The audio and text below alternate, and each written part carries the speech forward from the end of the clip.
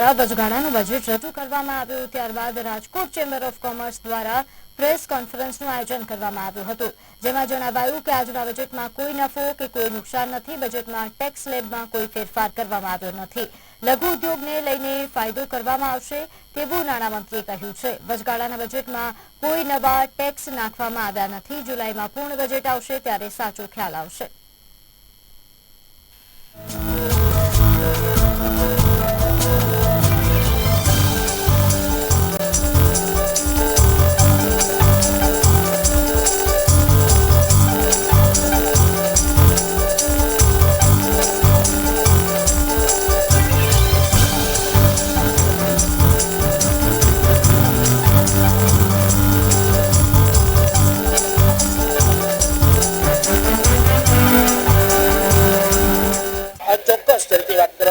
સમગ્ર દેશની જેના ઉપર નજર હતી તે કહી શકાય કે નાણામંત્રી નિર્મલા સીતારામન દ્વારા છે તે વચગાળાનું બજેટ છે તે રજૂ કરવામાં આવ્યું છે. ક્યાંક ને ક્યાંક વેપારીઓ ઉદ્યોગકારોને જે આશા હતી એ આશા ન ફળી હોય તે પ્રકારની સ્થિતિ છે તે સામે આવી છે. રાજકોટ ખાતેનું જે રાજકોટ ચેમ્બર ઓફ કોમર્સ છે તેના મેમ્બર્સ અને તેના વેપારીઓ દ્વારા પણ પ્રતિક્રિયા છે તે સીધી આપવામાં આવી રહી છે. આપણી સાથે ચેમ્બર ઓફ કોમર્સના પ્રતિનિધિઓ છે, તેમની સાથે વાત કરશું.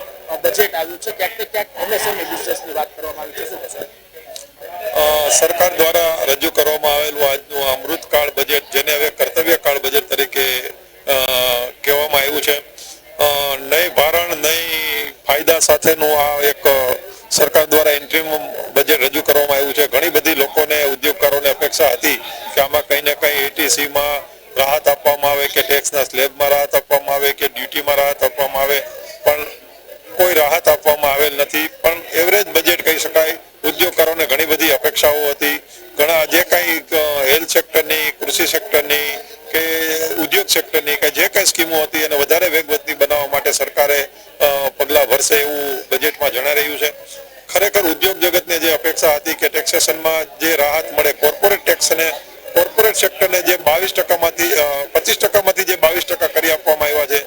અમારી ચેમ્બરની એક રજૂઆત હતી કે નાના નાના ઉદ્યોગકારો જે પાર્ટનરશિપ ફોર્મથી ઉદ્યોગ કરે છે, LLP છે, પ્રાઇવેટ લિમિટેડ છે, એ બધાના જે ટેક્સીસ છે એ 30% અને એની પર 12% સરચાર્જ લાગે છે. આ ટેક્સમાં અમારી કોર્પોરેટ ટેક્સની જેમ કંઈક રાહત મળે એવી અમારી ચેમ્બર તરફથી રજૂઆત કરવામાં આવેલી, પણ એમાં કંઈ અમને અપેક્ષા સંતોષવામાં આવેલ નથી. ફાઇનલ જે બજેટ રજૂ થાય જુલાઈમાં, ત્યારે ચેમ્બરની અમારી અપેક્ષા છે કે નાના નાના ઉદ્યોગકારોને ટેક્સમાં રાહત આપવામાં આવે. ચોક્કસ જે રીતે વાત કરવામાં આવે તો ક્યાંક ને ક્યાંક જે બજેટને લઈને જે ચર્ચા છે તે વાત છે, તેને લઈ ક્યાંક ને ક્યાંક જે વેપારીઓ હોય કે ઉદ્યોગકારો હોય તેમાં એક જે છે તે અસમરસતા છે તે જોવા મળે છે. રાજકોટ ચેમ્બર ઓફ કોમર્સ દ્વારા પણ છે તે પોતાની જે છે તે વાત છે તે રજૂ કરવામાં આવી છે. ક્યાંક ને ક્યાંક ન નફો ન નુકસાન જેવું બજેટ હતું, તેવું બજેટ છે તે જાહેર થયું તે પ્રકારનું હાલ જે છે તે નિવેદન આવ્યું. આપણી સાથે અન્ય જે છે તેમની સાથે વાત કરશું. એક બજેટ આવ્યું છે, ક્યાંક ને ક્યાંક વચગાળાનું બજેટ છે. આ કેવી આશા હતી, ખાસ કરીને એમએસએમઈ સેક્ટરને લઈને કેવી આશાઓ હતી? જી, Mayur Adesara, gems and jewellery association Rajkot secretary. Gems and jewellery ઇન્ડસ્ટ્રીમાંથી આવું છું. એટલે આજરોજ જે નિર્મલા સીતારામનજી બજેટ રજૂ કર્યું છે તે કહીએ તો વચગાળાનું બજેટ હોય. ખાસ કરીને કોઈ મોટા ફેરફારો જાહેર કરવામાં નથી આવ્યા. તેમજ જે લોકોની આશા હતી કે ચૂંટણી લક્ષીમાં કોઈક લોભામણી જાહેરાતો થશે, એ પણ કેન્દ્ર સરકારે છે ને એવી કોઈ લોભામણી જાહેરાતો નથી કરી. જે ન્યુટ્રલ રહી કહી શકાય એવી રીતના એ જાહેરાત કરી છે. તેમજ જેમસન જ્વેલરી ઇન્ડસ્ટ્રીની અમારી માંગણીઓ હતી કે સોના પર જે ઇમ્પોર્ટ ડ્યુટી છે તે ઘટાડવાની અમે માંગણી કરેલી હતી.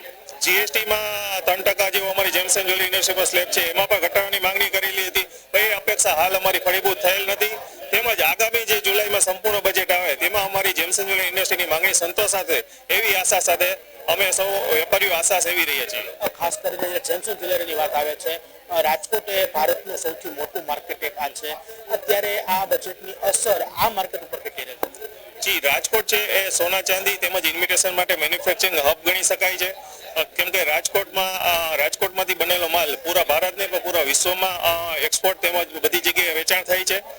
ખાસ કરીને અમારી ઇન્ડસ્ટ્રીમાં અત્યારે કહીએ કે મેં જેમ કીધું કે ગોલ્ડ પર ઇમ્પોર્ટ ડ્યુટી જે ઘટાડવાની જોગવાઈ જરૂરી હતી તે ઘટાડેલ નથી. તેનાથી અમારી ઇન્ડસ્ટ્રીમાં પણ એનું છે ને નુકસાન થાય છે. તેમજ સરકારને પણ જે ગોલ્ડ ઇમ્પોર્ટ થવાથી જે ટેક્સનો જે નફો મળતો હતો તેમાં પણ ક્યાંક ને ક્યાંક નુકસાન સરકારને પણ છે. તેથી અમારી એવી માંગણી હતી કે આ ગોલ્ડ પર ઇમ્પોર્ટ ડ્યુટી ઘટાડે. તેમજ હવે જ્યારે જુલાઈ ઉપર બજેટ આવે ત્યારે જ્યારે ઘટાડશે થશે તો આ સોનાના ભાવ ઘટવાથી અને એક અમારું સેક્ટર છે અનઓર્ગેનાઇઝ સેક્ટર છે, તો એ ઓર્ગેનાઇઝ સેક્ટર થવા તરફ અમે પ્રયાણ કરી રહ્યા છીએ અને મહદ અંશે તે પણ થઈ રહ્યું છે.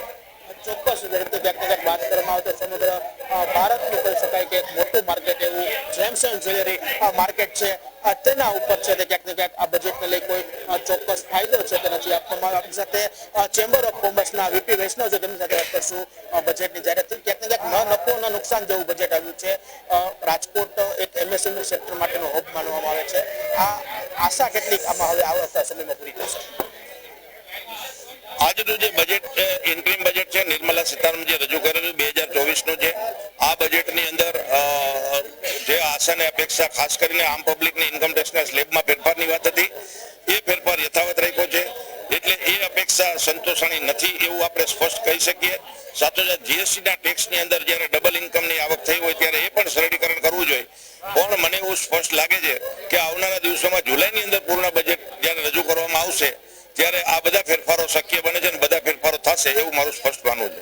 ખાસ કરીને જ્યારે એગ્રીકલ્ચરની વાત આવે તો એગ્રીકલ્ચરને લઈ અમુક જે જાહેરાતો થઈ છે, તેની સામે હજુ જે ઉદ્યોગને લઈ એવી પૂરતી જાહેરાત નથી આવી. ખાસ કરીને વીજળીના યુનિટની જે વાત કરવામાં આવી છે તેને કઈ રીતના જોઈએ? ઉદ્યોગ જગત અને એગ્રીકલ્ચરને આ સરકાર કાયમી ધોરણે બૂસ્ટ આપનારી સરકાર છે એવું મારું સ્પષ્ટ કહેવું છે. અને આવનારા બજેટની અંદર એને પૂર્ણ 100% ફાયદો થશે. કારણ કે એમએસએમઈ ટકશે તો જ રોજગારી મળશે, ખેતી ટકશે તો જ રોજગારી મળશે. અત્યારે જે કેન્દ્ર સરકારે દરેક રાજ્યને 75,000 કરોડ રૂપિયાનો જે ઝીરો ઇન્ટરેસ્ટથી જે લોન આપવાની વાત કરી છે એનું કેમ યુટિલાઇઝ થાય એવું મને સ્પષ્ટ લાગે છે કે ઉદ્યોગ જગતની અંદર અને એગ્રીકલ્ચર જગતમાં આનો ઉપયોગ થાય એવું મને આવનારા દિવસોમાં લાગી રહ્યું છે.